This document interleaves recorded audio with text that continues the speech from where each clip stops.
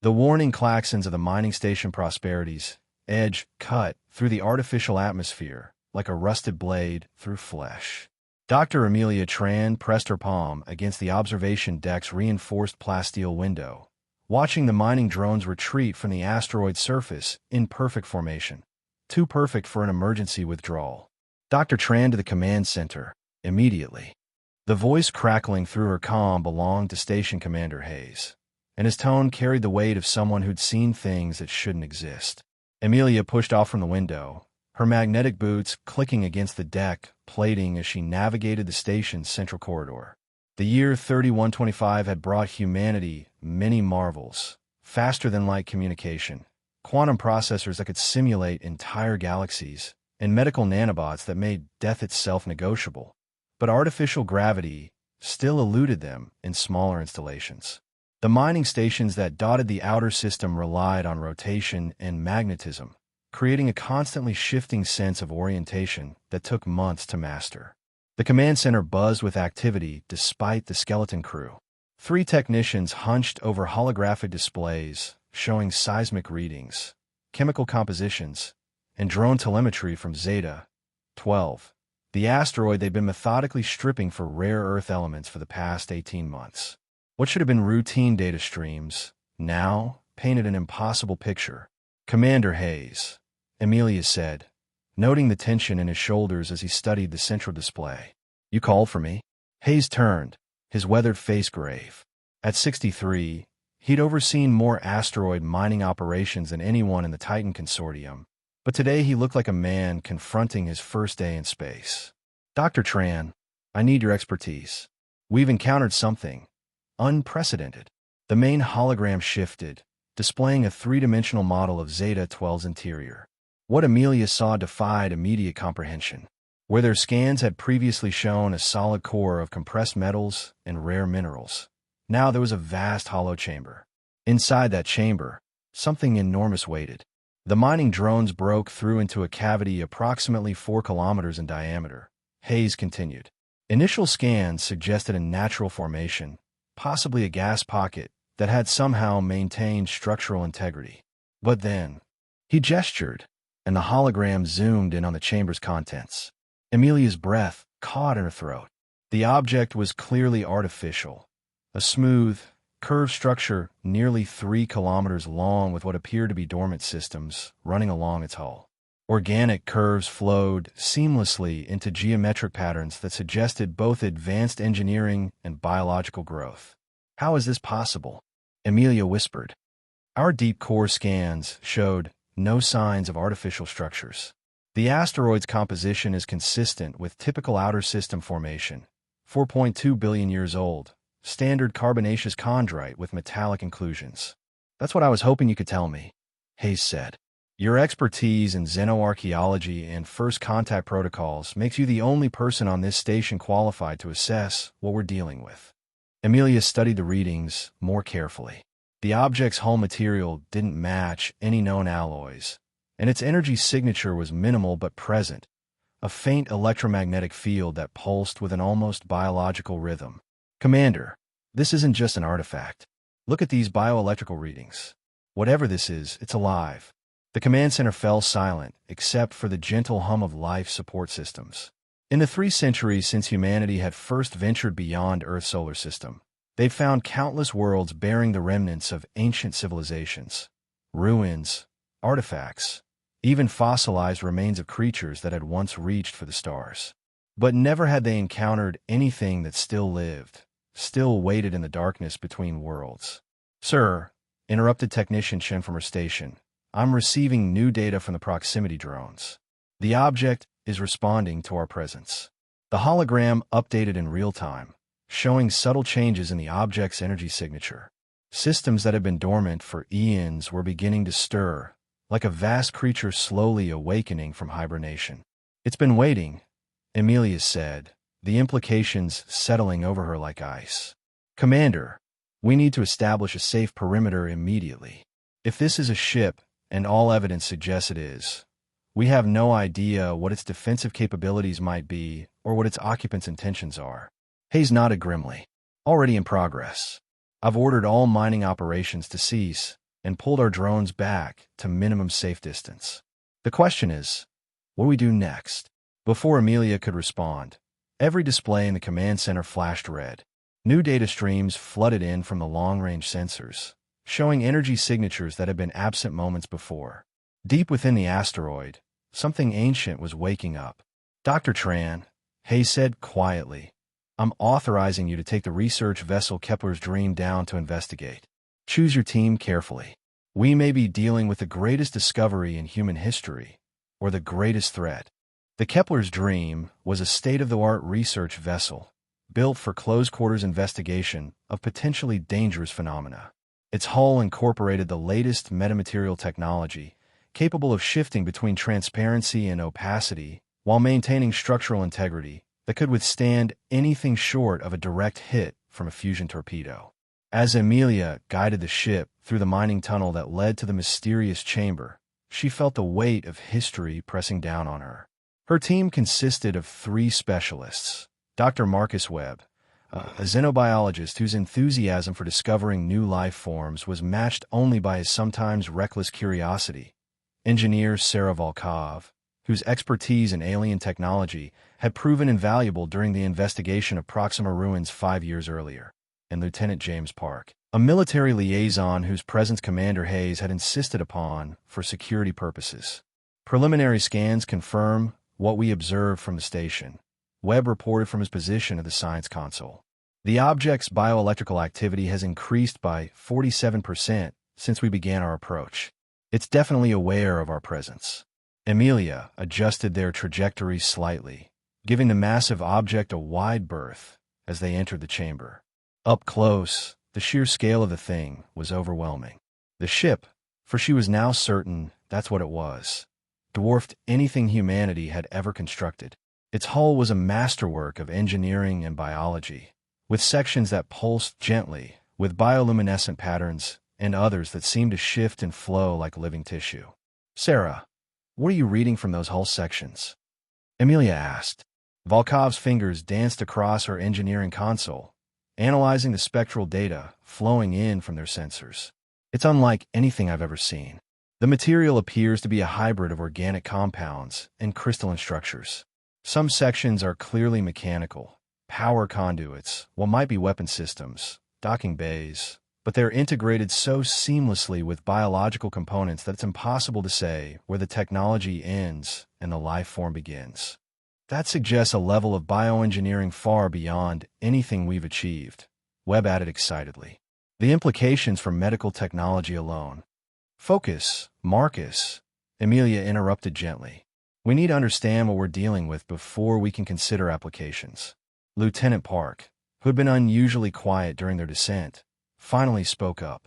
Dr. Tran, I'm detecting what appear to be scanning beams originating from the object. We're being analyzed. A chill ran down Amelia's spine. Passive scans only, Lieutenant. Do not activate any targeting systems or defensive measures. We're guests here, not invaders. The Kepler's Dream continued its slow orbit of the alien vessel, their sensors drinking in terabytes of data with each passing minute. The ship's design suggested a civilization that had achieved a perfect synthesis between technology and biology, creating vessels that were as much living creatures as mechanical constructs. Docking ports that resembled flower buds lined the hull, while what might have been sensory organs tracked their movement with unsettling precision. I'm detecting multiple power sources throughout the vessel, Volkov reported. They appear to be some form of biological fusion reactors, organs that generate energy through controlled nuclear processes. The efficiency readings are off the charts. Any signs of crew? Amelia asked. Webb consulted his biological sensors. Thousands of life signs, but they're all in some form of suspended animation. Hibernation chambers, perhaps, or stasis pods. Heart rates are minimal. Brain activity is at maintenance levels only. They're alive, but deeply asleep. Amelia felt a mixture of excitement and apprehension. They had found not just alien technology, but living aliens, the first confirmed extraterrestrial intelligence humanity had ever encountered. The protocols for such a situation were clear in theory, but had never been tested in practice. We need to make contact, she said finally, but carefully. Sarah, can you identify what might be a communication array? Before Volkov could respond, the alien ship answered the question for them. A section of the hull near what appeared to be the vessel's bow began to glow with soft, pulsing light. Patterns of color flowed across the surface. Complex mathematical sequences that gradually simplified into basic geometric shapes, then into what could only be an attempt at establishing a common language. They're trying to communicate, Webb breathed. Look at those patterns. They're showing us prime numbers, then moving to basic physics concepts. This is incredible. Amelia activated their own communication array, carefully following the established first contact protocols. She began with simple mathematical concepts, mirroring the patterns the alien ship was displaying and gradually building complexity. For nearly an hour, the two vessels engaged in a delicate dance of communication, establishing basic concepts and simple vocabulary. Then, without warning, everything changed. The gentle bioluminescent patterns on the alien hull suddenly flared to brilliant intensity. New lights began activating throughout the massive ship. Systems that had slumbered for millennia were coming online with frightening speed. The life signs Webb had been monitoring showed dramatic spikes in activity as thousands of alien consciousnesses began to emerge from their ancient sleep. "They're waking up," Webb said, his voice tight with excitement and fear. "The entire crew is coming out of stasis." Amelia felt her pulse quicken. "Lieutenant, prepare defensive systems, but do not lock onto targets." "Sarah, monitor their power levels and weapon systems." "Marcus, tell me the moment you detect any hostile intent." But even as she spoke, Amelia knew that if the alien ship chose to attack, the Kepler's dream would be little more than an annoying insect to be swatted aside. Their only hope lay in the fragile communication they had established and the possibility that the aliens emerging from their long sleep would prove peaceful. The patterns on the alien hull were changing again, becoming more complex and urgent. Amelia tried to follow the mathematical progressions, but the concepts being presented were beyond her immediate comprehension.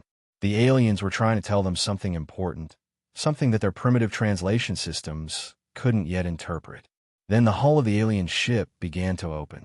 The opening in the alien ship's hull revealed an interior that defied human preconceptions about spacecraft design.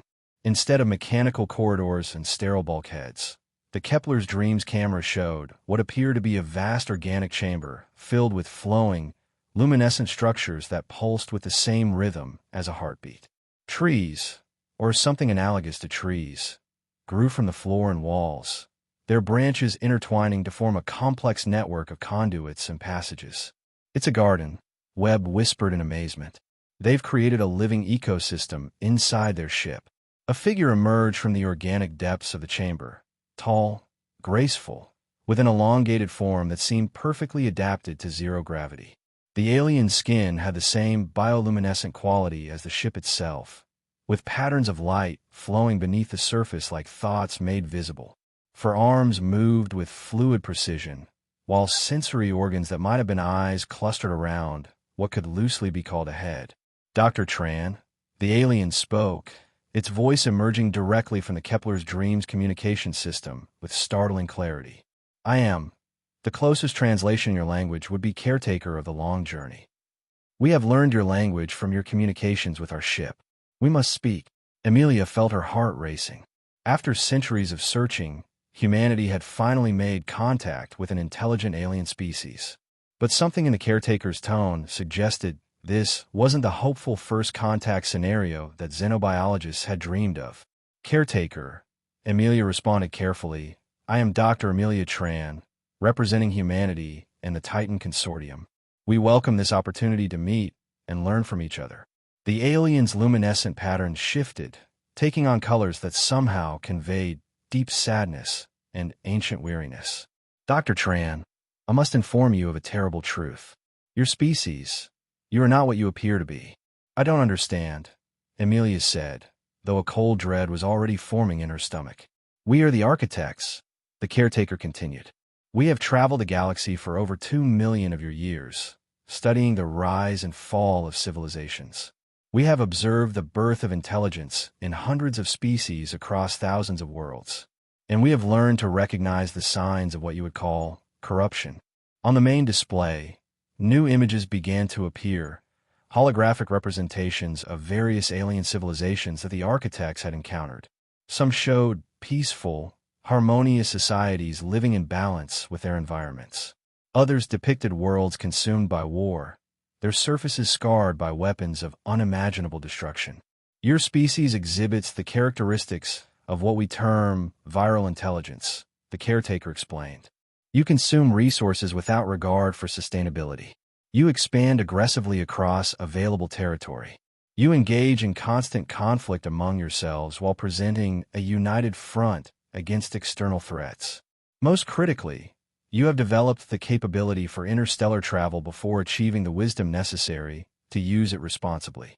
Lieutenant Park's hand moved toward his weapon controls, but Amelia shot him a warning glance. Caretaker, I understand your concerns, but surely you can see that humanity has also produced art, science, philosophy. All viral intelligences produce such things, the caretaker interrupted. They are byproducts of a viral process, not evidence of true civilization. Your art glorifies conquest and individual achievement over collective harmony. Your science seeks to dominate rather than understand. Your philosophy attempts to justify the unjustifiable, the continued expansion of your species at the expense of all other life. Webb leaned forward in his seat. But we've learned from our mistakes. We've established environmental protection protocols, peace treaties, temporary measures, the caretaker replied. We have observed your species for 3 of your centuries, since you first achieved radio transmission. Every attempt at cooperation has ultimately failed when resources became scarce or when expansion opportunities presented themselves. You have strip-mined entire asteroid belts, depleted the atmospheres of multiple worlds, and continue to reproduce beyond your carrying capacity. Amelia felt the weight of truth in the alien's words, but she couldn't accept the conclusion they seemed to be leading toward. What are you suggesting? The caretaker's patterns shifted again, now displaying what could only be interpreted as resolve. We have encountered 17 viral intelligences in our travels. 13 were eliminated before they could spread beyond their home systems. 3 were allowed to continue under strict observation and eventually destroyed themselves through warfare or environmental collapse. 1 escaped our notice until it was too late and now infests an entire galactic arm, consuming world after world in an endless cycle of reproduction and expansion. You're talking about genocide, Park said quietly, his military training finally overriding diplomatic protocol. We are talking about preservation, the caretaker corrected. The preservation of thousands of species that have not yet achieved intelligence, but show the potential for true civilization. The preservation of countless worlds that could support balanced ecosystems. The preservation of the galaxy itself from viral contamination. Amelia forced herself to remain calm, though every instinct was screaming at her to flee. And what verdict have you reached regarding humanity? Your species has achieved faster-than-light travel, established colonies across multiple star systems, and developed weapons capable of sterilizing entire worlds, the caretaker said. The viral infection has already spread beyond your home system. Quarantine is no longer possible. The implications hit Amelia like a physical blow. You're planning to eliminate us. We are planning to eliminate the viral intelligence that has infected your species, the caretaker corrected. Your bodies will survive, but the viral thought patterns that drive your destructive behavior will be corrected. You will become peaceful, content to live within sustainable limits. That's not life, Amelia protested. You're talking about lobotomizing an entire species. We are talking about salvation, the caretaker replied. Both for your species and for all the life forms you would otherwise destroy in your endless expansion. Webb was frantically analyzing the alien's biopatterns on his console. Dr. Tran, he whispered urgently, I'm detecting massive power buildups throughout their ship. They're preparing to do something. The caretaker seemed to sense their growing alarm. Do not fear for yourselves. You 4 will be preserved as representatives of what humanity was before correction. Your memories, your personalities, your individual consciousness, all will remain intact. You will simply lose the compulsive drive to expand, consume, and dominate that characterizes viral intelligence. And if we refuse? Park asked, his hand now openly resting on his weapon controls. Refusal is not possible, the caretaker said sadly. The correction process will begin with the elimination of your orbital infrastructure, your space stations, your mining facilities, your military installations. This will prevent your species from spreading further while we prepare the neurological correction protocols. Your planets will be preserved, your populations maintained, but your ability to reach the stars will be permanently removed. Amelia realized with crystal clarity that they were facing the end of humanity as they knew it. Whether through correction or outright destruction, the species that had dreamed of reaching the stars would be reduced to a shadow of itself. But perhaps there was still a chance, a slim hope that she could convince these ancient beings that humanity deserved to continue unchanged. Caretaker, she said, her voice steady despite her fear. What if I could prove to you that humanity is capable of true civilization, that we can overcome our viral nature? The alien's patterns flickered with what might have been curiosity. Explain. The caretaker's luminescent form moved closer to the opening in their ship's hull, its four arms gesturing in complex patterns that seemed to convey both interest and skepticism. Dr. Tran, in our 2 million years of observation, no viral intelligence has ever demonstrated the capacity for genuine transformation. What makes you believe your species is different? Amelia took a deep breath, knowing that the next few minutes might determine the fate of all humanity. Because we've already begun to change. Look at our presence here. This is a mining operation, yes, but it's also a research expedition. We're not just stripping resources. We're studying, learning, trying to understand the universe around us. Temporary curiosity, the caretaker replied, a byproduct of the viral expansion instinct. You study only to better exploit. Then test us, Amelia said suddenly, the idea crystallizing even as she spoke. You've observed us for 3 centuries, but you've never truly interacted with us. Give us a chance to prove that we're more than the sum of our worst impulses. Webb shot her a questioning look, but Amelia pressed on. You say we're viral because we expand without considering consequences, because we compete rather than cooperate, because we consume without regard for sustainability. But what if we could demonstrate the opposite? What if we could show you that humans are capable of sacrifice, cooperation, and wisdom? The caretaker's patterns shifted through a spectrum of colors that conveyed deep thought. What form would such a demonstration take? Amelia felt the weight of her team's attention, knowing that she was improvising humanity's last hope. You mentioned that our orbital infrastructure represents our ability to spread across the galaxy. Instead of destroying it, let us demonstrate that we can dismantle it ourselves. Let humanity choose to step back from the stars voluntarily, to prove that we're capable of restraint. Impossible, the caretaker said immediately. No viral intelligence would voluntarily limit its expansion. Then you don't truly understand humanity, Amelia replied. Yes, we have drives toward expansion and consumption, but we also have drives toward preservation, sacrifice, and love.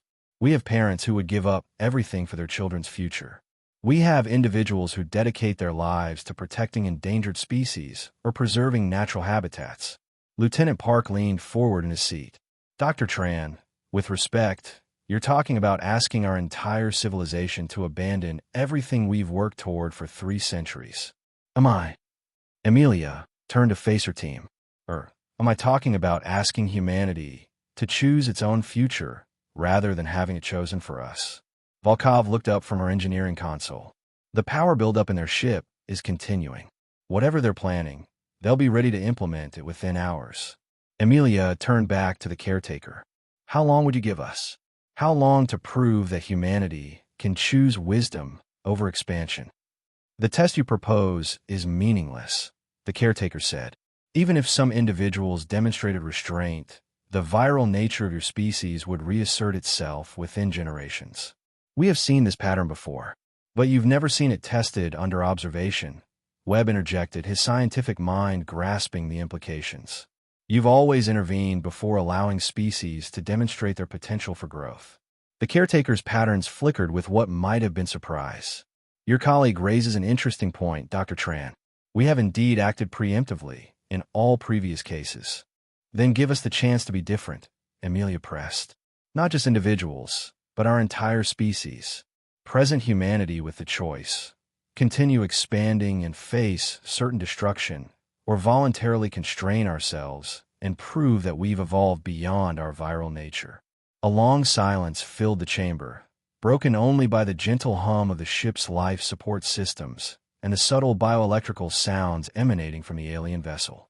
Amelia could see her team processing the enormity of what she was proposing, asking humanity to give up its greatest achievement, its expansion into space, based on the word of aliens who viewed them as a plague.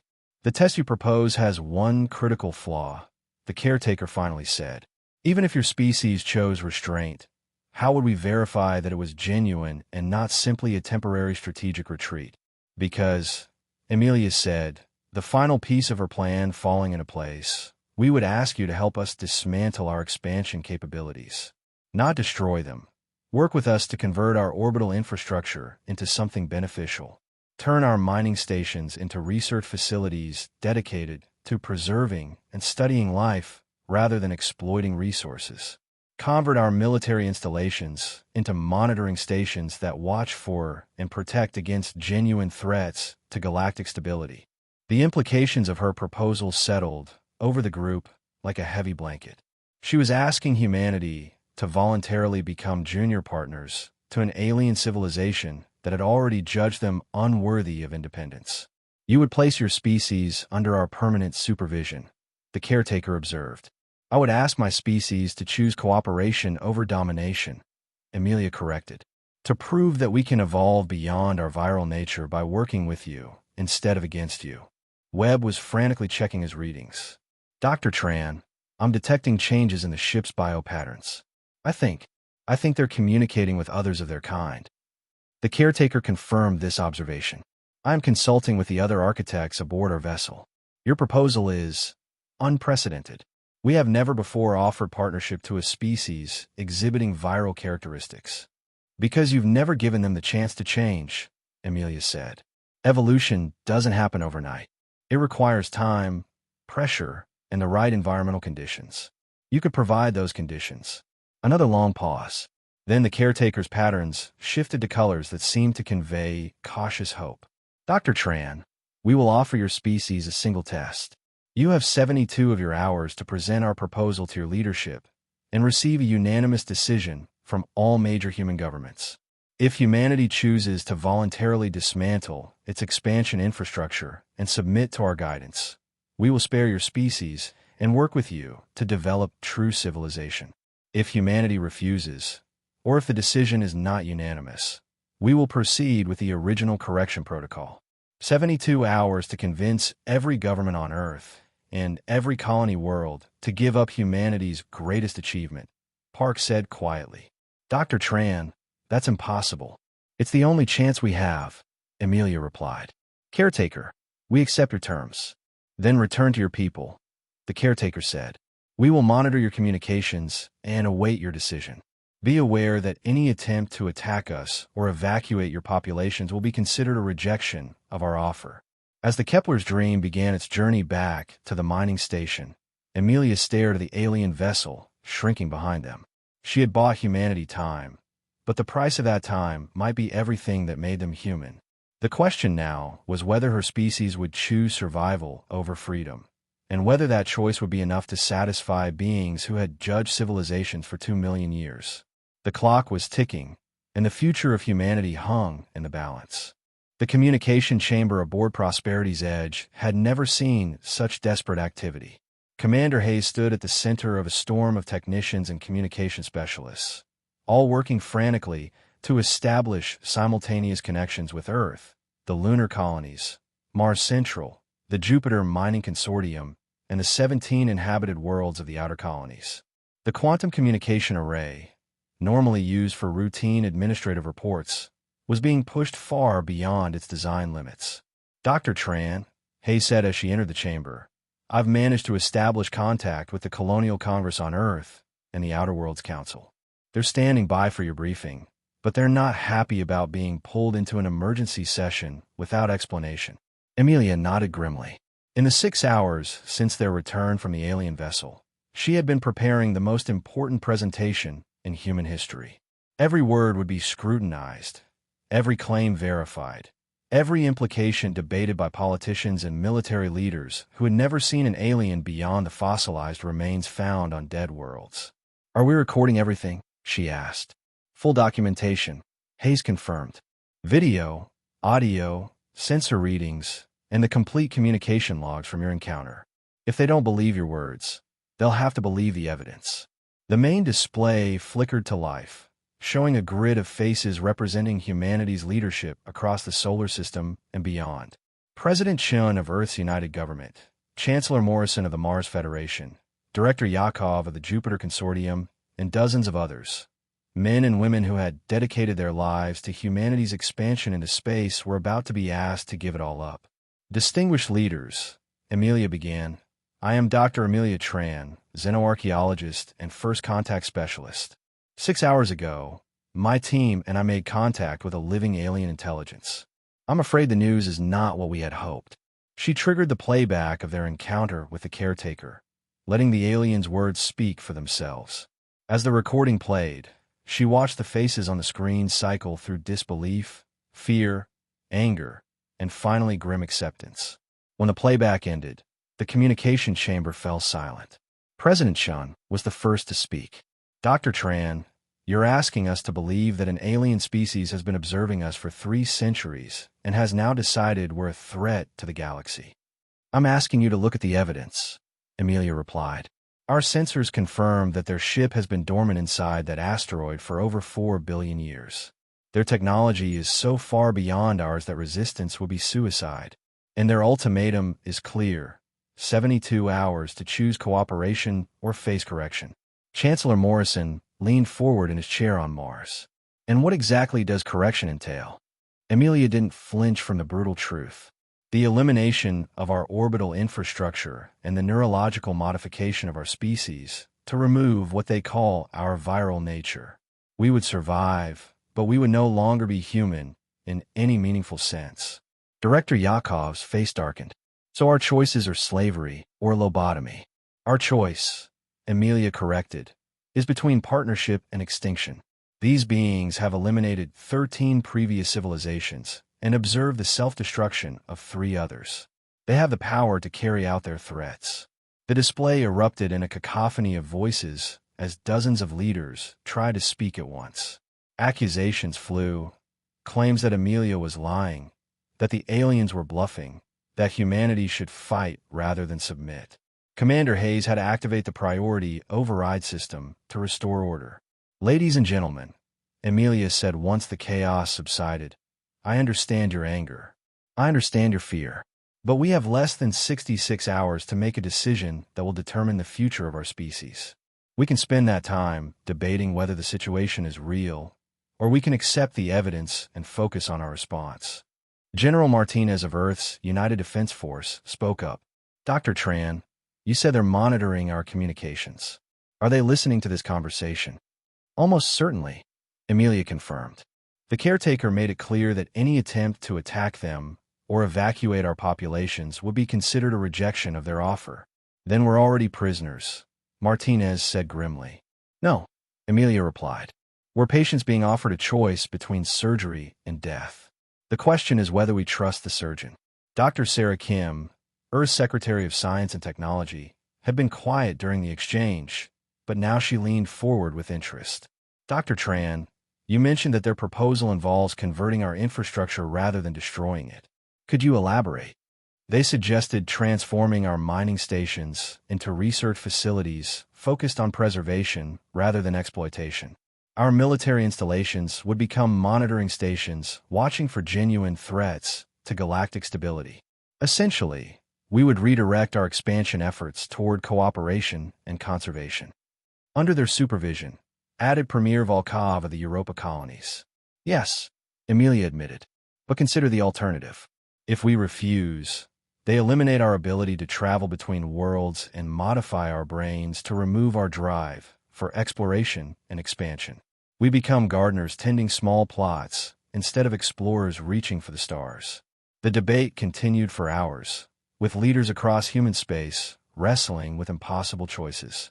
Some argued for resistance, If humanity was doomed to lose its nature anyway, why not go down fighting? Others advocated for acceptance. Survival with dignity was better than extinction with honor.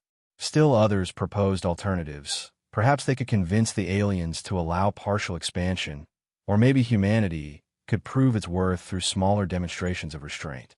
As the discussions wore on, Amelia found herself thinking about the caretaker's words regarding viral intelligence. Had humanity really become a plague upon the galaxy? She thought of the strip-mined asteroids, the atmosphere of processors that had transformed multiple worlds without regard for existing ecosystems, the constant competition between colonies for resources and territory. Perhaps the aliens weren't entirely wrong in their assessment. Dr. Tran, President Chin's voice cut through her reverie. You've been quiet. What's your personal recommendation? Amelia took a deep breath. Mr. President, distinguished leaders, I believe we should accept the aliens' offer. The reaction was immediate and explosive. Accusations of cowardice, betrayal, and capitulation filled the communication channels. But Amelia pressed on. Not because I believe we're a viral species, she continued, but because I believe we're capable of becoming something better. This is an opportunity to evolve, not through genetic modification or neural correction, but through choice. We can choose to become partners in something greater than ourselves, or we can choose extinction. You're asking us to give up everything that makes us human, protested Governor Hassan of the Proxima colony. I'm asking us to give up everything that might destroy us, Amelia replied. Our drive for expansion has brought us to the stars, but it's also brought us to the brink of galactic war. Maybe it's time to learn a different way. The debate raged on, but as the hours passed, a consensus began to emerge. Not agreement. That seemed impossible, but a grudging acknowledgement that the alternatives were worse. One by one, the leaders began to vote. Not for surrender, they insisted, but for survival. Not for slavery, but for the chance to prove that humanity could evolve. When the final vote was tallied, the decision was unanimous. Not because everyone agreed, but because everyone understood that unity was their only hope. Humanity would accept the aliens' offer and submit to their guidance in dismantling the infrastructure of expansion. As the communication channels closed and the leaders returned to the impossible task of preparing their populations for the greatest change in human history, Amelia remained in the chamber, staring at the blank display. They had made the choice, but now came the harder part, living with the consequences. Outside the station's windows, the alien ship waited in patient silence, its ancient occupants no doubt monitoring humanity's first steps toward a different kind of civilization. Whether those steps would lead to salvation or a more subtle form of extinction remained to be seen. The transformation of humanity was about to begin. The process began with the mining stations. Across human space, from the asteroid belts of Sol to the outer reaches of the Centauri system, massive industrial platforms that had spent decades stripping wealth from dead worlds suddenly went silent. The sound of progress, the constant grinding of processors, the hum of mass drivers launching cargo toward distant colonies, faded into space like a dying heartbeat.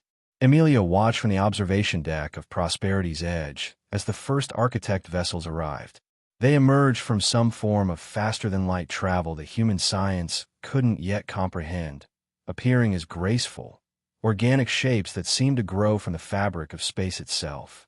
Each ship was unique, shaped by millions of years of biological evolution and technological adaptation, yet all shared the same flowing aesthetic that perfectly married form and function. Dr. Tran, Commander Hayes joined her at the viewport, his expression a mixture of wonder and loss. The last cargo transport just cleared the Kuiper Belt. After 200 years of continuous operation, we're officially out of the mining business and into the preservation business, Amelia reminded him, though her own voice carried the weight of what they were giving up. The architects have sent technical specifications for converting our facilities. We'll be studying the ecosystems we once exploited, protecting the worlds we once plundered. Hayes nodded, but his eyes remained fixed on the alien vessels. I keep wondering if we made the right choice. My grandfather built the first processor on Ceres. My father designed the atmospheric pumps that made Titan habitable. And now we learn a different way to reach for the stars. Amelia finished. Through understanding instead of conquest. The transformation wasn't limited to industrial infrastructure. Across human space, military installations were being retrofitted with alien technology that defied easy categorization. Weapons platforms became sensor arrays capable of detecting life signs across entire star systems. Defense grids were reconfigured to monitor space traffic and identify potential threats to galactic stability. Humanity's tools of war were becoming instruments of peace, guided by beings who had watched civilizations rise and fall for eons. The social changes were even more profound. The news of humanity's contact with the architects and the subsequent agreement had sent shockwaves through every human settlement. Some viewed it as the dawn of a new age, an opportunity to learn from beings whose wisdom spanned millions of years. Others saw it as the ultimate betrayal, the surrender of human independence to alien masters. Riots had broken out on Mars when the first architect vessels arrived to oversee the conversion of the military shipyards. The protests lasted 3 days before the reality of the situation became clear. The aliens weren't conquering humanity. They were offering to guide it. The alternative, as demonstrated by a carefully controlled display of their ship's defensive capabilities on an uninhabited moon, was complete annihilation. Dr. Tran to the communication center. The station's intercom crackled. Priority message from Earth. In the months since first contact, Amelia had become humanity's de facto ambassador to the architects. Her experience with first contact protocols and her role in negotiating the initial agreement had made her the natural liaison between species. It was a responsibility that weighed heavily on her shoulders. Every decision, every conversation could shape the future relationship between humanity and their new partners. The message from Earth was both encouraging and troubling. The conversion process was proceeding ahead of schedule, with human engineers working alongside architect biotechnicians to transform humanity's infrastructure. But there was growing unrest among the populations, particularly on the outer colonies where independence had always been prized above security. The Centauri colonies are requesting permission to maintain limited mining operations, the message explained. They argue that complete cessation of resource extraction will lead to economic collapse and potential starvation. They want to know if the architects will allow exceptions for basic survival needs. Amelia sighed. She had expected this question. Humanity's expansion into space had created dependencies that couldn't be simply wished away. Colonies that relied on imported food, water, and atmospheric processors couldn't survive without continued trade. The architects understood this, but their definition of basic survival needs might not align with human expectations. She made her way to the modified cargo bay that now served as humanity's primary communication center with the architect's ship. The chamber had been transformed by alien technology into something that resembled a greenhouse more than a spacecraft facility. Bioluminescent panels provided gentle illumination, while living computers, actual organisms that processed information through biological networks, handled the complex translations between human and architect languages. The caretaker was waiting for her, its tall form gracefully adapted to the low-gravity environment. Over the months of their interaction, Amelia had learned to read the subtle patterns of light that flowed beneath its skin, emotional states, levels of attention, even something analogous to mood. Dr. Tran, the caretaker, greeted her, its voice now perfectly adapted to human speech patterns. I sense disturbance in your people's bioelectrical emanations. The transition is causing distress. The outer colonies are struggling with the economic implications of ceasing resource extraction, Amelia explained.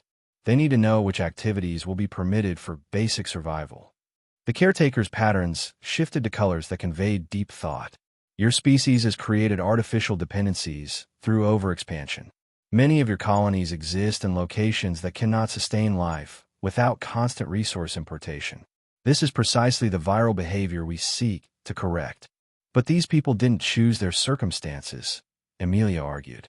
They were born on worlds that their parents colonized. They have no other home. Then they must learn to make their worlds into homes, the caretaker replied. We will provide guidance for developing sustainable ecosystems, closed-loop resource cycles, and biological technologies that can support life without depleting planetary resources. But the era of strip-mining dead worlds to support overextended colonies must end. Amelia felt a familiar frustration. The architect's logic was flawless from their perspective, but they seemed to have difficulty understanding the human cost of their requirements. Caretaker, some of these worlds simply cannot support large populations without technological assistance. Are you asking people to die for the sake of galactic preservation? We are asking them to adapt, the caretaker said gently. Population reduction through voluntary family planning, migration to more sustainable worlds, and the development of efficient life support systems. Your species possesses the intelligence necessary for these adaptations. You simply lack the will to implement them voluntarily. And if some refuse to adapt, the caretaker's patterns darken slightly. Then they will be relocated to worlds better suited to their needs, or their populations will be adjusted to sustainable levels through nonviolent means. We do not wish to cause suffering, Dr. Tran, but we cannot allow viral expansion to continue. The conversation continued for hours, covering dozens of specific cases and potential exceptions. Each answer revealed more about the architect's perspective and their determination to reshape humanity according to their vision of sustainable civilization.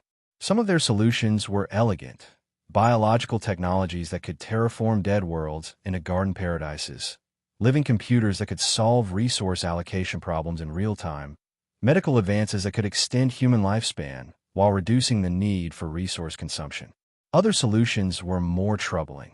Population controls that would prevent human colonies from exceeding their environmental carrying capacity, genetic modifications that would reduce human aggression and competitiveness, and the gradual elimination of technologies that enabled rapid interstellar travel. You're not just changing our infrastructure, Amelia realized. You're changing us. We are guiding your evolution toward true civilization, the caretaker corrected. Your species stands at crossroads. You can continue down the path of viral expansion until you consume yourselves and much of the galaxy, or you can choose to become something greater. We are offering you that choice. But what if we choose to remain human as we are? The caretaker's patterns shifted to colors that somehow conveyed both sadness and implacable resolve. Then you will remain human for exactly as long as it takes us to implement the correction protocols. Dr. Tran, understand this clearly. We are not negotiating humanity's future. We are offering guidance for the future we have already determined. The only choice your species has is whether to participate willingly in your own transformation or to resist and face transformation through other means. As Amelia left the communication chamber, she carried with her the weight of humanity's new reality. They had chosen survival over extinction, but survival came with a price that was only now becoming clear. Humanity would continue to exist, but whether they would remain recognizably human remained to be seen. The transformation was accelerating, and there was no turning back.